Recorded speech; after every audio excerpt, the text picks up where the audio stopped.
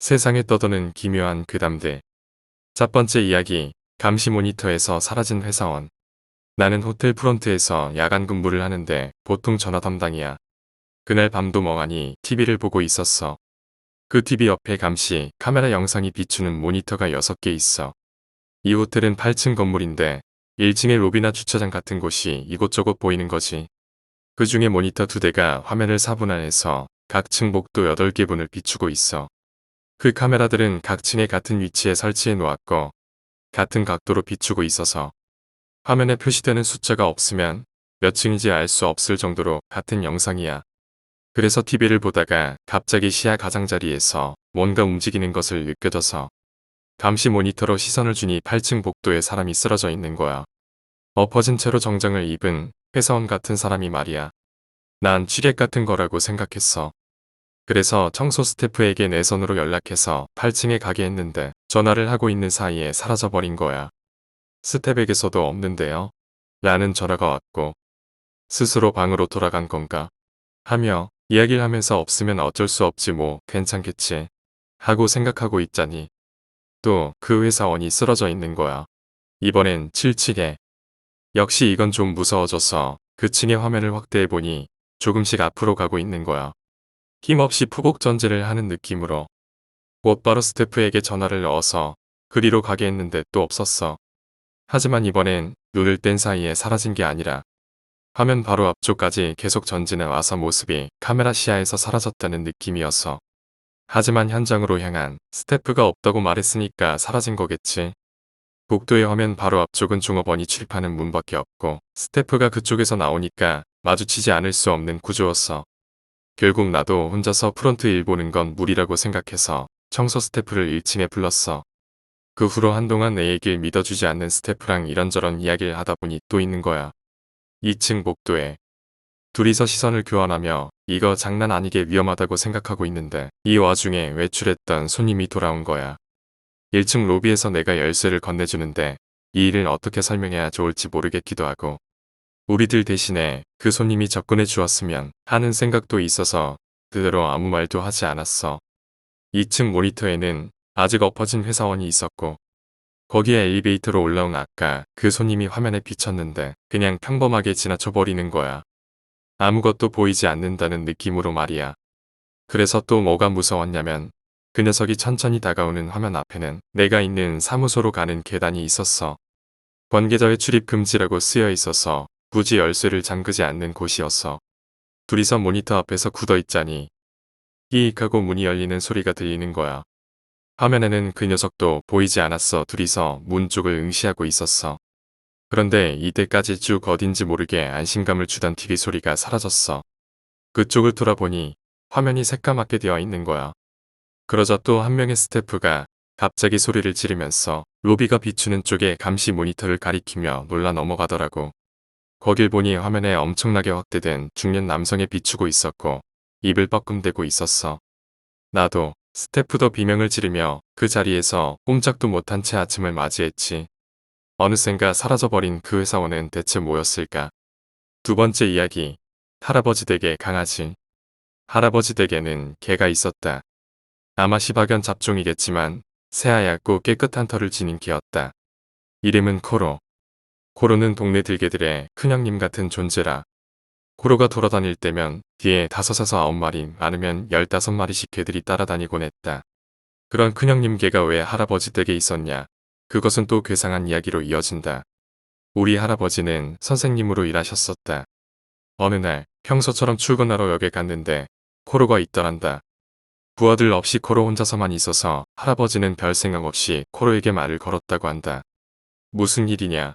코로. 이 주변은 내 영역이잖아. 부하들은 어디 갔어? 코로는 할아버지를 가만히 바라보면서 낑낑대며 아행을 부리더라는 것이다. 뭔가 이상하다 싶으면서도 전철이 도착했기에 할아버지는 그대로 출근했다. 일을 마치고 다시 그 역에 도착했는데 아직도 코로가 거기 있었다. 할아버지는 왠지 모르게 다시 코로에게 말을 걸었다.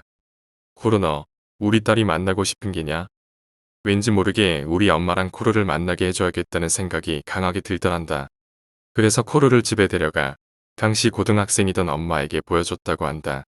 코로는 엄마를 만나자 달려들어 어리광 부리기 시작했다. 엄마는 우리 집으로 올래? 라고 물었고 코로는 멍 하고 짖고는 그대로 집까지 따라왔다고 한다. 그리고 그날부터 지역 보스격인 걔가 할아버지 댁에서 지내게 된 것이다. 집에 온 다음 달 어디서 소집이라도 한 건지 들개들이 한가득 할아버지 댁 정원에 모여 있었더라나. 가족들이 다들 놀란 건 그 개들이 기강이 잡혀 있었다는 점 때문에서였다. 코로는 집안을 드나들며 밥도 먹고 하는데 부하 개들은 결코 집에 발 한번 들여놓지 않았다. 정원에는 드나들지만 결코 집 안으로는 들어올 생각을 안 했다고 한다. 아침에는 코로가 선두에 서서 수많은 개들과 함께 나가 거리를 돌다가 밤에 돌아왔다. 그런 생활이 한동안 이어졌다. 그리고 반년가량 들개들이 정원에 드나드는 일이 이어졌지만 어느 밤 개들이 낑낑 울더란다. 한밤중 내내 개들이 낑낑대며 울어서 시끄러워 잠을 못 잤다고 한다. 그리고 그 다음 날부터 코로 곁에 붙어 다니던 부하들이 모두 사라졌다. 아마 보스 자리를 물려줬던가 빼앗겼던가 했던 모양이다. 그 다음 날부터 넘버2가 부하들을 이끌고 돌아다녔거든. 그리하여 코로는 할아버지 댁에 완전히 자리 잡게 된 것이다. 할아버지는 코로에게 주려고 개목걸이를 샀다고 한다. 그리고 싫어하는 코로에게 억지로 채워줬다. 하지만 분명 낮에는 목걸이를 차고 이리저리 돌아다녔는데 밤만 되면 목걸이가 벗겨져 있었다. 처음에는 우연히 벗겨진 것이라 생각했지만 아무리 목걸이를 채워줘도 밤만 되면 벗겨지더라는 것이다. 결국 할아버지도 고집을 꺾을 수밖에 없었다. 뭐 지금까지는 이런 거 없이 지내왔을 테니 미안하다. 미안해. 코로는 멍 하고 2번 짖더란다. 그 다음날 코로는 어디선가 목걸이를 가져와 엄마 앞에 내려놓았다고 한다. 왠지 모르게 채워줬으면 하는 것 같아 엄마가 목걸이를 채워주자 그 목걸이는 계속 쓰고 다녔다고 한다. 엄마가 나를 낳고 나서 코로는 내 좋은 놀이상대가 되어주었다. 귀를 잡아당기고 콧구멍에 손가락을 넣고 그렇게 내가 난폭하게 굴어도 코로는 결코 화내지 않았다. 하지만 그 목걸이만은 달랐다. 내가 목걸이에 손을 대려하자 크르릉 하면서 화를 내곤 했다. 다른 곳은 아무리 만져도 가만히 있는데 목걸이에는 손도 못 대게 하는 것이었다. 이상한 게였다. 그리고 내가 초등학교 2학년이 되던 해 코로도 너무 늘 움직이질 못하게 되었다. 그 무렵 이미 20년은 넘었을 거라고 할아버지는 말하셨다. 코로가 위독해질 무렵 가족들이 모두 모여 작별 인사를 하게 되었다. 모두 울면서 코로의 머리를 쓰다듬어주고 작별 인사를 전했다. 한 사람씩 머리를 쓰다듬어 줄 때마다 움직이기도 힘든 코로가 머리를 들어 쓰다듬어 주는 사람을 바라보더라. 아직 어려서 죽음이라는 게 뭔지 명확히 알지 못하던 나였지만 그때 처음으로 죽음이 어떤 것인지 알 것 같았다. 그날 밤 어째서인지 엄마가 이렇게 말했다. 현관문 열어도 괜찮을까? 코로가 문을 열어달라고 하는 것 같아. 나도 그런 기분이었다. 5살 난 여동생도 할아버지도 할머니도 그날은 현관문을 열어놓고 잤다. 아침에 일어나자 코로는 없었다. 움직일 수 없었을 텐데 없었다. 코로가 언제나 사용하던 밥그릇 위에는 코로가 목에 찼던 목걸이가 놓여 있었다. 코로가 남긴 마지막 선물이었던 걸까. 이틀이 지나 내 꿈에 코로가 나왔다. 말을 하거나 하지는 않았다. 그저 내 얼굴을 할짝할짝 핥고는 저벅저벅 걸어갔을 뿐. 나는 꿈속에서도 안녕 하고 손을 흔들어줬다. 다른 가족들도 모두 같은 꿈을 꿨던 것 같다. 코로가 인사하러 왔었다고 엄마도 여동생도 말했었으니 아버지는 원래 꿈을 안 꾼다며 기억이 안 난다고 하셨지만 아마 만나셨겠지. 세 번째 이야기, 외갓집. 초등학생 여름방학 때 내가 살던 도쿄를 떠나 홋카이도 외갓집에 혼자 놀러 갔던 적이 있다. 외갓집은 멜론으로 유명한 마을 근처에 있었다. 국도 하나를 빼면 길도 다 비포장인 완전 시골이었다. 하지만 그 시골이야말로 도시에서만 살아온 내게는 신선한 매력이었다. 어머니는 대학을 다니러 홋카이도를 떠난 후 그대로 시집을 가버렸다. 외갓집에는 외할머니 말고도 어머니 대신 집과 밭을 물려받은 삼촌과 더불어 90 넘은 숙모할머니까지 모두 3분이 살고 계셨다. 외할아버지는 내가 태어나자마자 돌아가셨다는 이야기를 어머니에게서 전해 들었었다. 친척들 사이에서도 소외당한 분이었다고 한다. 생전 워낙에 망난이었던지 불간에는 외할아버지 영정조차 없었기에 나는 외할아버지 얼굴도 몰랐다. 가족들 사이에서도 외할아버지에 관한 이야기는 반쯤 금기시되고 있었다. 잔치에서 다들 거나하게 술에 취해 잔뜩 화를 내며 외할아버지 욕을 해댄 탓에 대략 어떤 짓을 했는지는 주워들었지만 그렇다고 해서 얼굴도 모르는 데다 이미 돌아가신 외할아버지를 애가 그리워하는 건 아니었다. 다만 영정도 안 모실 정도로 싫어하는데 어째서 숙모 할머니는 외갓집에 머물고 계신 건가 이상하다는 생각은 들었다. 뭐 어찌되었든 외할머니도 삼촌도 내가 온 것을 진심으로 환영하며 반겨주셨다. 야산이나 논밭에 데리고 가 시골에서만 할 수 있는 놀이도 잔뜩 알려주셨다. 하지만 그런 두 분과는 대조적으로 숙모 할머니는 화장실로 이어지는 긴 복도 오른쪽 서양방에서 드문 불출이셨다. 식사도 혼자 방에서 드셨기에 얼굴을 마주칠 일이 거의 없었다. 나는 함께 놀아주는 외할머니와 삼촌은 무척 좋아했지만 숙모 할머니는 어쩐지 대하기 어려웠다. 숙모 할머니는 회색 머리카락을 빗지도 않은 채 까치집을 지은 데다 언제나 큰 마스크를 써서 얼굴을 숨기고 계셨다. 그것만으로도 이상한 광경인데 숙모 할머니는 자주 노래하듯 일본어가 아닌 수수께끼에 말을 중얼거리곤 하셨다. 그냥 보기만 해도 기분 나쁜데 화장실에 가려다 그 노랫소리가 들려오면 정말 기분이 나빠지곤 했다. 뭐가 나오려다가도 안 나오는 기분이었으니 내가 얼마나 숙모 할머니를 꺼려했는지 익히 알만할 것이다. 하지만 숙모 할머니와 평상시 만날 일이 있는 것도 아니었기에 나는 그해 열흘로 예정된 시골 생활을 맘껏 즐기고 있었다. 그리고 내 피부가 다른 시골 아이들처럼 검게 타기 시작한 이랬째 밤. 나는 2층에 있는 삼촌 방에서 삼촌과 함께 자고 있었다. 그때까지는 매일 놀다 지쳐 아침까지 누가 업어가도 모를 만큼 깊은 잠을 잤었는데 그날따라 한밤중 귀에 익지 않는 소리가 들려왔다. 처음 들려온 것은 현관 미닫이가 힘껏 닫히고 누군가가 밖으로 달려가는 분주한 발소리였다. 곧이어 들려온 것은 멀리서부터 짧은 간격으로 들려오는 종소리. 그 종소리가 들리면 마을에 불이 난 것이라던 삼촌이 말이 떠올랐다. 종소리는 좀체 그치지 않고 나는 불안해져 옆에서 자고 있을 삼촌을 깨우려 몸을 돌렸다. 하지만 이불 위에 이미 삼촌의 모습은 없었다. 나는 그제야 아까 전 현관문을 열고 달려나간 게 삼촌이라는 걸 알아챘다. 소방서라고는 옆마을에나 있는 데다 그나마도 소방차도 아니고 소형 방수차만 두어 대 있는 시골이다. 불이 나면 마을 사람들이 자체적으로 구성한 소방단이 나서서 불을 꺼야만 하는 것이다. 당연히 삼촌도 소방단 소속이었는데 문득 돌아보니 서랍은 열려있고 삼촌이 멋있지 않냐고 자랑했던 은빛 방화복과 붉은 헬멧이 사라져 있었다. 그렇게 방에 덩그러니 혼자 남겨졌다고 생각하니 지금까지는 의식하지 않았던 낡은 집 특유의 기분 나쁜 것들이 눈에 띄기 시작했다. 얼룩이 가득한 나무판자 천장, 흐릿한 유리창, 눈에 띄는 낯선 것 모두가 방의 어둠을 강조하는 것 같아 나는 무서워 견딜 수가 없었다. 난 외할머니랑 같이 잘 생각에 삼촌 방의 문을 열었다. 홋카이도는 여름이라도 밤에는 선선하다. 차가운 공기가 복도에서 확 밀려나는 무심코 몸을 떨었다. 삼촌 방은 계단 바로 옆에 있었다. 문득 아래를 보니 마치 검은 물에 잠겨 있는 것처럼 어두웠다. 그런데도 혼자 있는 것보다는 낫겠다 싶어 나는 곧바로 계단을 내려가기 시작했다.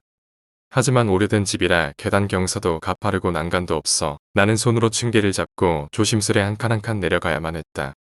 한 걸음 내려갈 때마다 어둠으로 가라앉는 가파르고 캄캄한 계단은 나를 겁에 질리게 하기 충분했다. 나는 무심코 외할머니를 불렀다. 그래.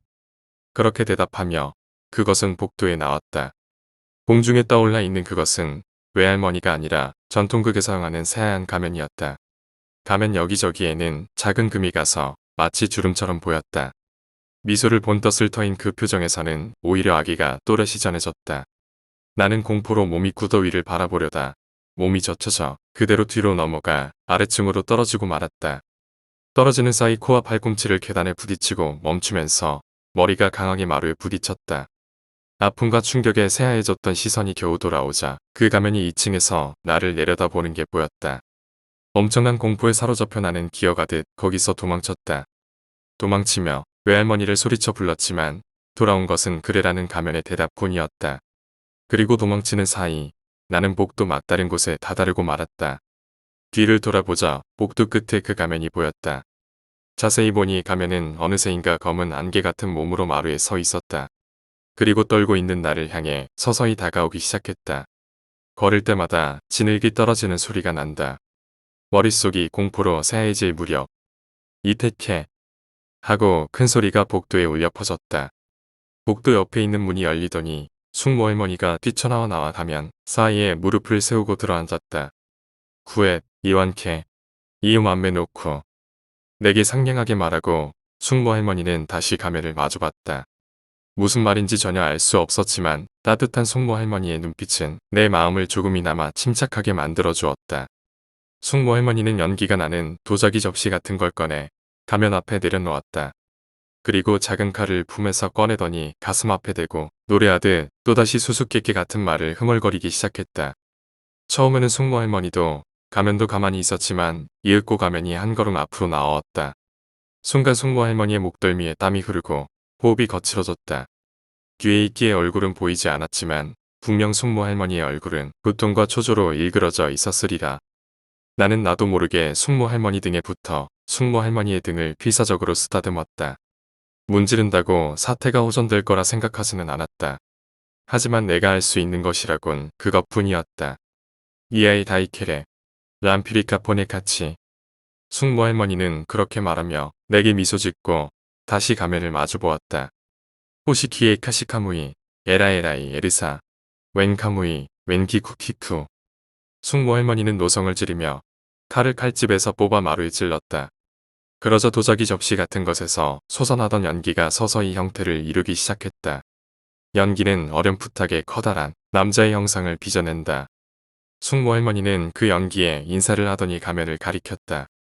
연기는 마치 의지가 있는 것처럼 서서히 가면에게 다가간다. 그리고 가면 뒤 검은 안개 같은 것과 얽히더니 서서히 현관 미닫이 문 틈새로 사라져갔다. 남은 것은 진흙 같은 덩어리와 둘로 쪼개진 가면뿐. 온카무이, 온카무이, 아온체로 카리 카무이 모시리 파에안. 그렇게 말하고 숙모 할머니는 고개를 숙여 크게 숨을 내쉬었다. 나는 크게 숨을 내쉰 후 등을 위아래로 움직이는 숙모 할머니의 등을 계속 쓰다듬었다. 아무래도 숙모 할머니는 소리 없이 울고 계신 듯 했다. 어휴, 작은 불이어서 다행이었어. 정말. 그렇게 말하며 삼촌이 현관문을 열고 들어온 순간 나는 긴장감이 풀리며 울음이 터져나왔다. 숙모 할머니의 등을 계속 쓰다듬으며 큰 소리로 울기 시작했다. 그 후 불 끄는 걸 도우러 왔던 외할머니도 조금 늦게 돌아오셔서 한동안 이것저것 정리해 나를 달래는 것까지 집안은 소란스러웠다. 정리가 다 끝날 무렵 간신히 내가 울음을 그치자 외할머니는 숙모 할머니의 말을 통역해 무슨 일이 있었는지 자세히 설명해 주셨다. 원인은 마을에 난 불 때문이란다. 방화인지 뭔지 누가 나쁜 마음을 먹고 불을 낸 거야. 그 나쁜 마음에 이끌려 나쁜 신이 이 마을에 나타났다가 우연히 우리 집에 온 거란다. 외할머니는 내 머리를 쓰다듬어 주시며 말을 이었다. 하지만 우리도 잘못했어. 불이 났다길래 당황해서 자다 말고 뛰쳐나가 우리 손주를 놓고 왔으니 굴 안에서 부른 소리에 나쁜 신이 대답해서 힘이 점점 강해졌다는 것 같구나. 미안해. 무서운 일을 겪게 해서. 외할머니는 고개를 숙이며 사과했다. 정말로 미안하다는 듯한 얼굴이었다. 숙모 할머니는 진작에 요사스런 기운을 느끼셨다지만 나이 때문에 바로 나오질 못하셨대. 그래도 어떻게 늦지 않게 나오기는 하셨는데 너무 완고한 신이라 아무리 돌아가 달라고 부탁해도 듣질 않더란다. 숙모 할머니는 고개를 끄덕이셨다. 이대로는 안 되겠다 싶을 무렵 내가 등을 쓰다듬어주니까 따뜻한 힘이 들어오더래. 그래서 그 힘으로 선조님들한테 호소했단다. 그랬더니 선조님들이 그 나쁜 신을 신들의 나라로 데려가 주셨대. 어머, 할머니는 몰랐는데 우리 아기도 고생이 많았구나. 토아안, 헤카치, 아나쿠네, 람피리카, 헤카치. 어머나, 숙모 할머니가 너를 보고 아주 솔직하고 올바른 아이래. 나는 칭찬을 받아 수줍어하면서도 왜 숙모 할머니가 일본어로 말하지 않는 것인지 궁금했다. 외할머니는 조금 곤란한 듯한 표정을 짓더니 숙모 할머니에게 무언가 말하고는 옷매무새를 바로잡고 크게 헛기침을 하셨다. 너한테는 조금 말하기 이를지도 모르지만 좋은 기회니까 다 알려주도록 하마. 외할머니의 대답에 나도 옷매무새를 단정히 하고 이야기를 들었다. 숙모 할머니의 조카, 그러니까 너희 외할아버지는 아이누족이라는 부족 출신이었단다. 물론 숙모 할머니도 아이누족이고 아이누라는 건 먼 옛날부터 이 홋카이도에 살던 사람들이야. 하지만 여러 일이 있던 끝에 땅을 빼앗기고 일본인으로 살아가게 된 거란다. 외할아버지는 아이누였지만 학교도 다녔고 일도 했어. 그리고 할머니와 결혼했지. 하지만 할아버지는 젊을 때 너무 노력했던 탓에 지쳐버린 나머지 나쁜 신에게 마음을 빼앗기고 말았단다. 그래서 일찍 세상을 떠난 거야. 하지만 나쁜 짓을 저지른 영혼은 선조님들이 계신 곳에 가지 못하기 때문에 누군가 계속 외할아버지 대신 선조들에게 용서를 빌어야만 하는 거야. 그래서 아이누의 무녀였던 숙모 할머니가 스스로 지원해서 선조들과 맹세해서 샤모들 사이에서 지내면서 아이누답게 산다는 맹세를 아이누 말만 말하고 하루 대부분을 용서를 빌며 지내는 맹세였단다. 샤모라는 건 우리같이 평범한 일본인을 말하는 거고 고개를 끄덕이며 나는 다음 이야기를 재촉했다. 솔직히 잘 모르겠는 말도 많았지만 숙모 할머니가 돌아가신 외할아버지를 위해 여러모로 중요한 맹세를 지켜왔다는 건 어린 나에게도 충분히 전해졌다. 그래서 외할아버지의 영혼이 선조들에게 올바른 아인으로 인정받을 수 있도록 집에 오고 외할아버지 영정은 두질 않았던 거야. 제 산날도 기리지 않고 그건 일본인의 습관이거든. 외롭고 미안했지만 외할아버지를 위한 거라 어쩔 수 없었어. 그렇게 말하는 외할머니 눈가에는 작게 이슬이 맺혀 있었다. 토안, 본처, 아나쿤, 코야이누파. 외할머니 등 넘어 숙모 할머니가 말했다. 그 말을 듣고 외할머니는 놀라며 정말로? 라며 몇 번이고 숙모 할머니에게 물었다. 계속 고개를 끄덕이는 숙모 할머니를 보고 외할머니는 굵은 눈물을 펑펑 흘리기 시작했다. 어안이 벙벙한 것은 나뿐만이 아니라 삼촌도 마찬가지였다. 삼촌은 외할머니 등을 쓰다듬으며 무슨 말을 들었는지 알려달라고 재촉했다. 실은 나는 아이누 말을 모르거든. 집에서 아이누 말을 아는 건 원래 아이누이신 숙모 할머니랑 같이 지내며 아이누 말을 배운 외할머니 뿐이시란다. 곤란한 듯 벅벅 머리를 긁는 삼촌을 밀치고 외할머니는 내 손을 강하게 잡아 끄셨다. 고맙구나. 내가 상냥한 마음으로 숙모 할머니 등을 쓰다듬어 준 덕에 선조님들이 외할아버지를 용서해 주셨대. 올바른 마음을 지닌 후손을 남겼으니 죄를 묻지 않겠다고 하셨다는 거야. 정말로 고맙구나. 너를 도와준 선조님들의 영혼 속에 외할아버지 영혼도 함께 있던 걸 숙모 할머니는 느끼셨대. 정말로? 아니, 드디어 그 사람도 돌아갈 곳이 생겼구나.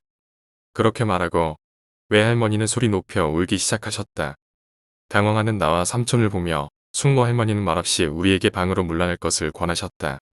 나와 삼촌은 아무 말 없이 방을 나와 2층 삼촌 방으로 돌아갔다. 나는 상상도 못할 공포 때문에 느낀 피로 때문에 삼촌은 불을 끄느라 지친 탓에 둘 다 금세 골아떨어졌다. 다음날 아침 외할머니는 조금 목이 쉰 걸 빼면 평소처럼 아침 준비를 하고 계셨다. 그날은 처음으로 숙모 할머니도 상에 같이 앉아 계셨다. 이걸 보면 놀랄까 싶어서 지금까지 안 벗었단다. 미안하구나. 그렇게 말하며 마스크를 벗은 숙모 할머니 입가에는 피에로처럼 입술을 강조한 무늬가 배어 있었다. 검푸른 색에 보기에는 마치 문신 같았다. 그 문신은 불의 나루 아래까지 이어진 무척 큰 것이었다. 입 찢어진 여자같이? 이건 철원우이라고 하는 아이누 여자 화장이란다. 처음 보면 겁에 질릴 것 같아서 걱정됐거든. 숙모 할머니는 평범하게 일본어를 말하고 계셨다. 그날부터 나머지 이틀간 나는 숙모 할머니에게 철석부터 아이누에 대해 뭐든지 좋으니 알려달라고 온갖 질문을 퍼부었다. 숙모 할머니도 그 많은 질문에 싫은 표정 한 번 않고 여러 가지를 일본어로 가르쳐 주셨다. 수다 떠는 것도 참 즐겁구나. 그동안은 신들에게 용서만 빌었거든. 우리 꼬마 도련과 이야기하는 게 훨씬 재미있어.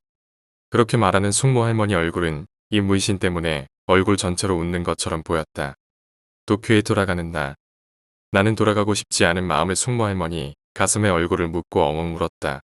숙모 할머니는 내가 울음을 그칠 때까지 내 머리카락을 계속 상냥하게 어루만져 주셨다. 하지만 몸 상태가 좋지 않으신지 계속 기침을 하고 계셨다. 이대로 돌아가면 숙모 할머니와 두 번 다시 못 만날지도 모른다는 막연한 하지만 확신에 가까운 예감 때문에 나는 숙모 할머니와 떨어지고 싶지 않았다. 괜찮단다. 꼬마 도령은 올바른 마음을 지녔으니까 어디 있던 선조님들께서 지켜봐 주실 게야. 이 할미가 이 세상에서 할 역할은 다 끝났단다. 그건 모두 꼬마 도령 덕택이었어. 그러니까 할미는 이제 선조님들에게 돌아가서 언제나 꼬마 도령을 지켜볼 거란다. 쓸쓸해하지 마려무나. 그저 오래된 옷을 벗고 가벼운 영혼이 되는 것 뿐이란다. 숙모 할머니는 역시나 웃고 계셨다. 그리고 결국 시간이 오고 나는 숙모 할머니에게 달라붙은 채 삼촌차를 타고 공항에 왔다. 몇 번이고 발을 멈추고 뒤돌아보는 나를 배웅하며 공항 게이트 너머 숙모 할머니는 이렇게 말했다. 오마, 선테크, 야이 라이케레, 람바노, 나무피리카, 이라무 마카, 에픈키레, 얀. 손을 흔드는 숙모 할머니에게 나도 배워 알고 있는 아이누 말로 답하며 죽어라 손을 흔들었다. 오마, 오타리. 나는 몇 번이고 오마. 이라고 외치며 탑승 시간 직전까지 숙모 할머니에게 손을 흔들었다. 그리고 그해 겨울 숙모 할머니는 돌아가셨다. 서인은 폐렴이었지만 외할머니 말로는 마지막에 기침 하나 없이 편안히 세상을 떠나셨다고 한다. 장례식은 간소하게 치러졌다. 그것은 외할머니 나름대로 아인으로 평생을 보낸 숙모 할머니에게 바치는 경이라고 나는 생각했다. 그리고 숙모 할머니 장례식에서 외할머니에게 숙모 할머니가 그날 이후 아이누말을 전혀 사용하지 않았다는 이야기를 전해 들었다. 숙모 할머니가 아인으로서 보낸 일생은 그날 후회 없이 끝났을 거야. 외할머니는 그렇게 말하셨다. 장례식이 끝난 후 흰나무 널이 눈부시게 빛나는 숙모 할머니 영정은 역시 새로 깎은 액자에 끼워진 외할아버지 영정 옆에 놓여졌다. 외할머니와 나의 강한 의지 때문이었다. 처음 본 외할아버지 얼굴은 숙모 할머니와 무척 닮은 갸름하고 싹싹한 모습이었다. 그리고 외할아버지 영정 옆에서 웃고 있는 숙모 할머니 영정에는 검디 검은 차로 누이가 선명하게 찍혀 있었다. 네 번째 이야기, 자존심. 지금 일자리를 찾느라 오사카랑 휴고 사이를 오가고 있다. 어제 호텔로 돌아가는 도중 택시 안에서 함께 다니는 친구놈이 왠지 모르게 무서운 이야기를 하기 시작했다. 분위기가 좀 으스스해질 무렵 택시기사 아저씨가 해준 이야기다. 택시기사 아저씨가 고등학생일 무렵에는 양아치들이 패싸움을 벌이거나 하는 게 진짜 있었다고 한다. 아저씨가 다니던 학교에도 3학년 리더 비슷한 사람과 패기 넘치는 신입생이 한판 붙었다고 한다. 양아치들끼리도 어느 정도 선을 넘으면 굳이 싸움으로 승부를 보지 않는다고 한다. 치킨 레이스나 패거리 크기로 승부하는 거지. 그 녀석들은 학교 옥상에서 뛰어내리는 걸로 승부를 보기로 했단다. 눈을 뜨고 뛰어내리면 다들 평범하게 착지할 수 있으니 눈을 감고 뛰어내리자는 괴상한 승부였다. 정작 택시기사 아저씨가 3학년 팀에 속해서 직접 뛰어내렸다고 하는데 실제로 뛰어내리면 공포 때문에 시간 감각이 마비가 되는 건지 아무리 시간이 지나도 바닥에 닿지를 않더란다. 지금 어디쯤일까 확인하려고 눈을 뜨는 그 순간에야 지면에 떨어지더라는 것이다. 1초 남짓한 짧은 시간이었을 테지만 스스로한테는 몇 분은 좋게 되게 느껴지는 것이다. 결국 다들 떨어지다가 눈을 떠버리는 바람에 승부는 양팀 리더에게 넘어갔다. 하지만 승부의 결과는 나오질 못했다. 떨어진 건 분명했는데 아래로 내려오던 도중 두 사람 모두 홀연히 사라져버렸다는 것이다. 당시 지역 신문에도 실릴 정도의 사건이었지만 결국 두 사람 모두 행방불명 처리되었다고 한다. 그 무렵에는 온갖 전설이 다 나돌았다니까. 호텔 앞에 도착할 무렵 아저씨는 외로운 듯 말했다. 그 녀석들 담력 하나는 정말 대단했나봐.